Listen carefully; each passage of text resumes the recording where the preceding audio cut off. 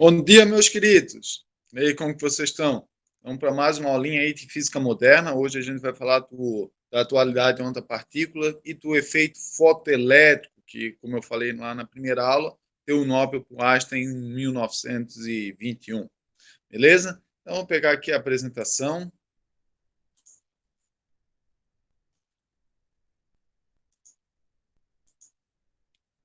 Começar a apresentação aqui.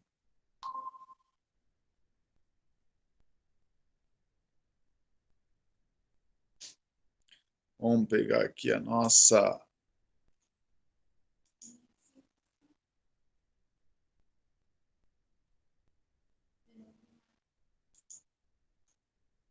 Então, até aqui a gente tinha visto na aula passada. Vamos botar aqui. Isso aqui a gente tinha visto da aula passada. Daí eu tinha pedido para vocês assistir esse videozinho, né, do doutor quântico aqui, da dualidade de onda-partícula. Espero que tenham visto, espero que tenham gostado do videozinho, ele é bem explicativo, né? Vou falar um pouquinho ali dessa dualidade de onda-partícula hoje, né? Então tá aí, ó, o experimento de fenda dupla, que foi proposto em 1800, foi feito em 1801 por Thomas Young, né, que propôs esse experimento aí da fenda dupla. Então, primeiro, né, se você jogar por uma fenda, uma partícula, né, como que foi feito lá no videozinho do Dr. Quanto, só vai ver uma linha. E se jogar essas partículas por duas fendas, vocês vão ver duas linhas, né, para dentro lá atrás, que corresponde à passagem em cada fenda. Só que isso se a gente jogar partícula. Só que quando a gente joga ondas, né, a onda incide, né, e faz um efeito, né, de interferência, né, por difração, porque daí ela sofre difração aqui na fenda, e ela começa por interferência fazer esses padrões aqui de franjas claras e escuras. Né? Isso é um padrão tipicamente de onda, é um padrão tipicamente ondulatório. Então, se for onda, eu tenho esse comportamento. Se for partícula, eu tenho aquele comportamento simples do que é esperado, né? Que só bata as bolinhas atrás da fenda. Só que o mais legal, né, que quando eu tenho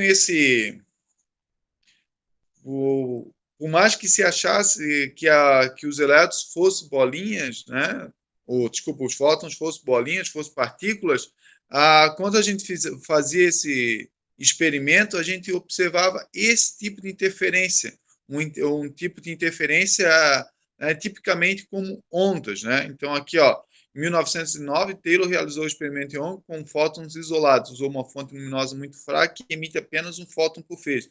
Observou a presença de franjas de interferência.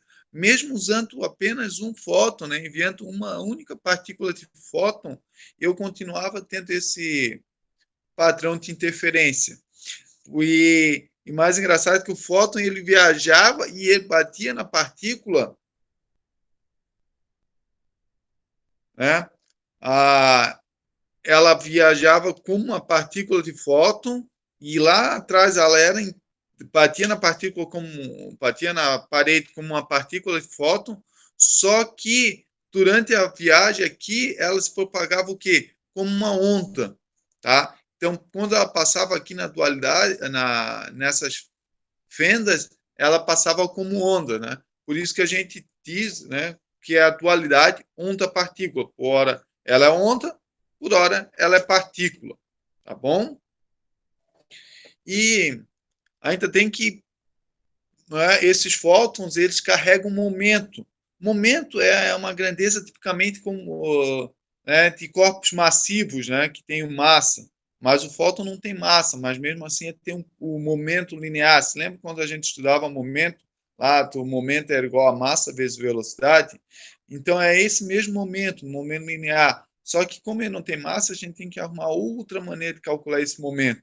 Tá? Mas como é uma partícula, ele tem uma velocidade, então ele teria uma um certo momento, né, visto que ele tem esse momento linear.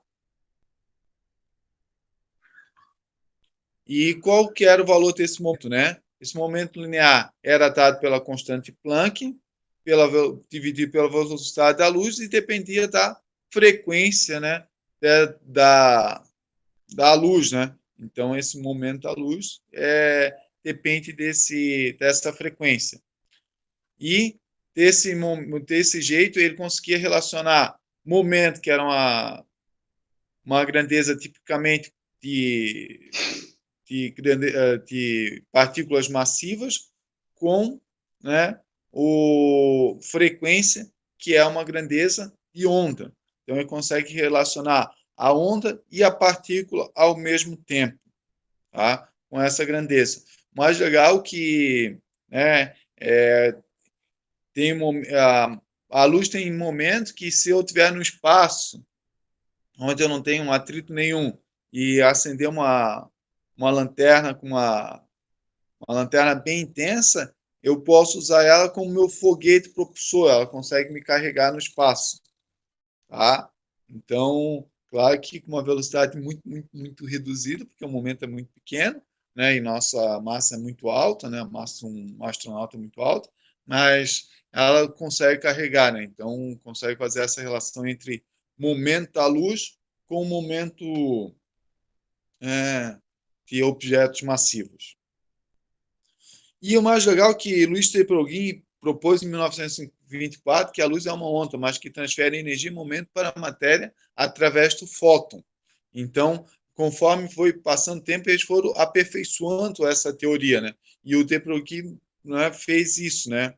Teplogin sugeriu que esse conceito fosse aplicado aos elétrons, né? Não só aos fótons, mas aos elétrons e em partículas, né, com massas muito reduzidas. Então, aqui também falou que esse comprimento de onda poderia ser aplicado a partículas muito pequenas, né, tipo elétrons, né, e os fótons, né, como já tinha sido proposto. E agora a gente vai falar um pouquinho do efeito fotoelétrico, tá? Então,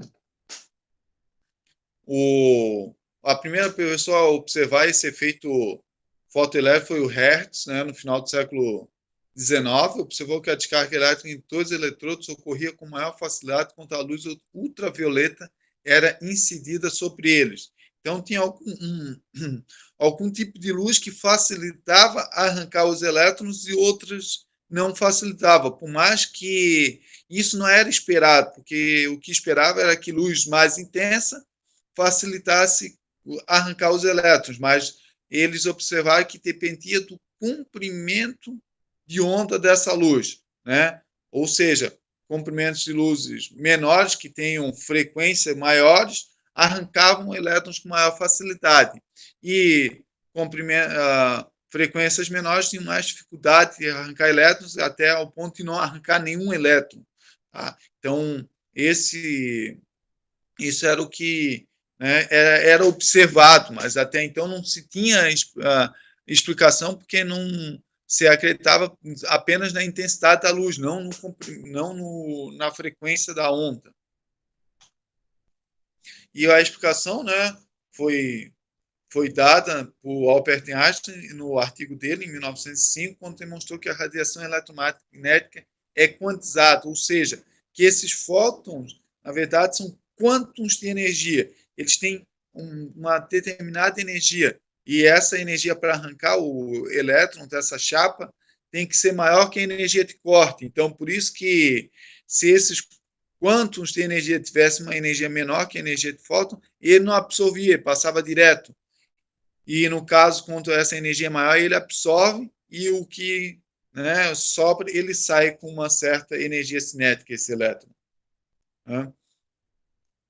Então, aqui está, né, o quanto materiais metálicos são atingidos por radiação eletromagnética de determinada frequência, podem ser excitados liberando elétrons. Então, o fóton, ele, né, se ele tiver uma determinada energia, ele excita esse elétron e consegue arrancar esse elétron. Se tiver uma energia muito baixa, ele não consegue fazer esse papel, né? Então, por isso que só consegue arrancar elétrons ou de algumas substâncias, alguns comprimentos de onda, né? Algumas determinadas frequências de luz. Né? Então, aqui o fóton é absorvido e o elétron é emitido. Tá?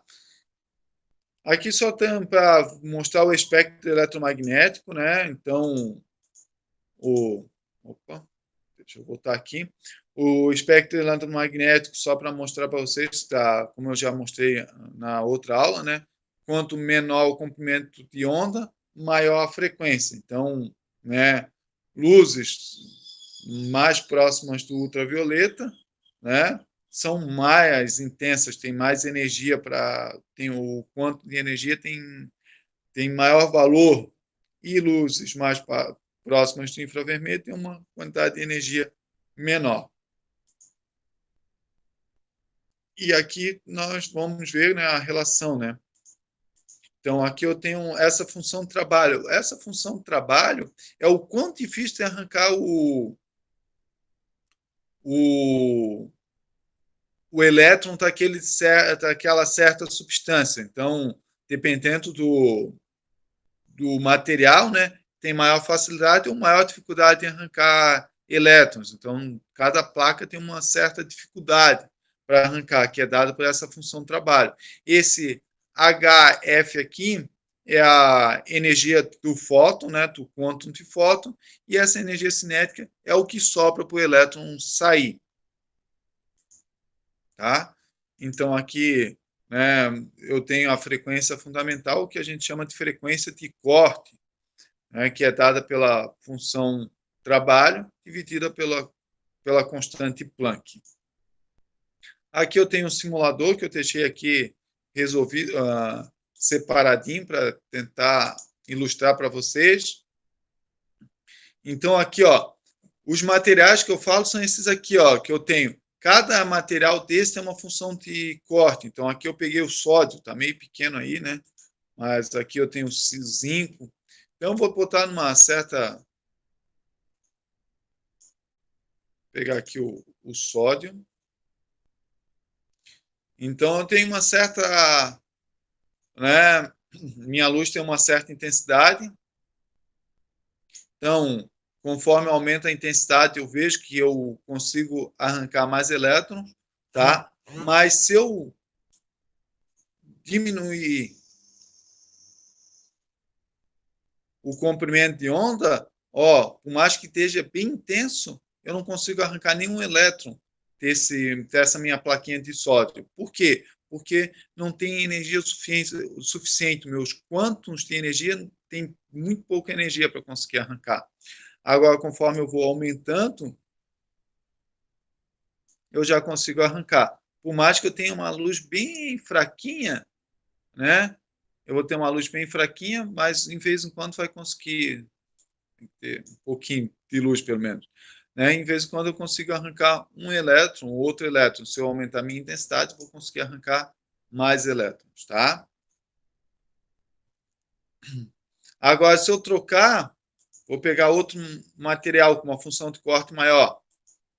Magnésio, troquei, agora tem magnésio aqui, ó, minha chapinha de magnésio. Pode ver que agora eu não consigo arrancar nenhum elétron. Por quê? Porque essa minha função, né, de corte aqui é muito maior do que a minha energia, né, fornecida por essa luz aqui. Agora, se eu mudar o comprimento de onda, né, aumentando a frequência, eu consigo arrancar mais elétrons. Tá? Então, aí vocês podem, né, depois vocês podem acessar ali no FET Colorado, brincar com esse efeito fotoelétrico, é muito legal, tá? Mas para vocês entenderem como que funciona essa relação entre a frequência, né, conseguir ou não conseguir arrancar elétrons. Isso é muito importante porque, na verdade, isso foi do nascimento da física quântica foi através efeito fotoelétrico. Esse efeito fotoelétrico conseguiu explicar, né, muito bem esse fenômeno que até então não se conseguia entender, porque algumas luzes arrancavam e outras não, mesmo sendo mais intensa ou menos intensa. Né? Então, eles perceberam que para arrancar os elétrons, eu tenho que conseguir, né, que meu fóton tenha uma energia suficiente, maior do que a função de corte, para eu conseguir arrancar esse elétron. Se for menor, né, por mais que eu ponha um monte de fótons, ele não consegue arrancar. Beleza? Então, esse aí era o nosso efeito fotoelétrico. Né? Então, depois eu vou deixar um experimento, né, que é feito, um videozinho de um experimento, realmente mostrando o experimento real desse efeito fotoelétrico, é bem legal, tá? E espero que tenham gostado, e se tiver alguma dúvida, me envie, tá? Também vou deixar uma lista de exercícios para vocês fazerem ali, tá? Juntando a parte de fótons, a dualidade de outra partícula e esse efeito fotoelétrico, tá bom? Um grande abraço a todos e fiquem bem. Deixa eu pegar aqui.